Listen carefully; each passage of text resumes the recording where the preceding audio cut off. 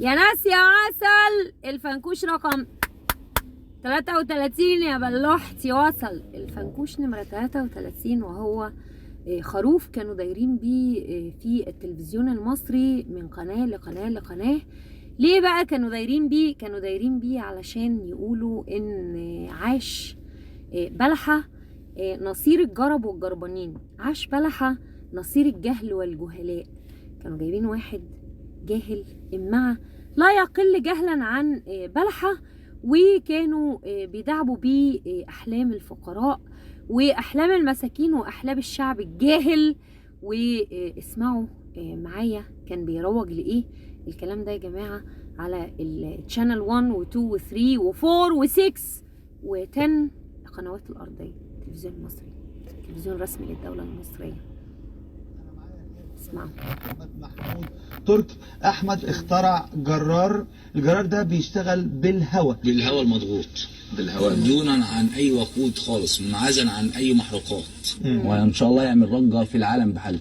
واحنا من الاخر كده مش عايزين نطلع بره مصر. طب الهواء ده متجدد ولا؟ متجدد. ما هو دلوقتي كانوا في دكاتره من الجامعه بيجوا على نقطه الضعف بتاع البني ادم ويمسكوها. عندهم قانون لا الطاقه لا تنفع ولا تستحدث من العدم بتاع نيوتن، وفي كذا عالم يعني اتكلموا في موضوع الطاقه. هنتريش. ايوه صح. طب انت ماشي انت ضربت بالهواء، انت طبعا غيرت العلم بتاعنا اللي الطاقه لا تحدث ولا تنفع ولا الكلام ده ولا تنفع. عملي. اخر مزيكا يقول ماليش لك فيه. لا انت تنفع. يعني كام براءة اختراع انا معايا من كام دولة؟ انا كل ما اسافر دوله باخد براءه، بعمل بحث واخد براءه. كل ما يروح دولة ياخد ان شاء الله براءة. جائزة نوبل انا اولى بيها. الناس قالوا احنا هنرشح في نوبل، ماشي انا مفيش مشكله. لا تستاهل بجد. المردود الاقتصادي الحقبة بالنسبة البلحية طبعاً هندخل لحد بيها دلوقتي مجولة البنزين التاريخ والامور دي وتلوث البيئه وتلوث خلينا البيئة. بقى في الاقتصاد. الاقتصاد اتفضل. انا بوفر 2 تريليون و600 مليار. ارقام عنده دخلت في بعضها زي بلحة طبعا. 600 مليار. حسبتها ازاي دي؟ صلى على النبي عليه السلام. السلام. قول يا فنان قول. 22 طن سوبر جيت. سوبر انت جيت. حاسبها اي كده حاجة على سوبر جيت محرك شرق نفاث، الدلتا، اي محرك طيار. حاجة في اي شامل هنتريش. كله. أيوة. وفي غواصات انا هبدا اشتغل عليها اليومين الجايين.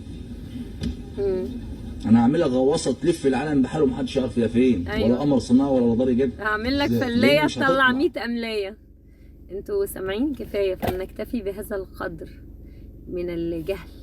عرفتوا ازاي هو مسيطر على الشعب المصري؟ بالجهل. بالجهل سيطر على القطيع بتجهيله وبإجهاله. تجهيل ممنهج للشعب المصري. الفنكوش نمرة 33 ولغاية الفنكوش 50 تقريبا هو بيتكلم عن الجهل، تصدير الجهل للشعب.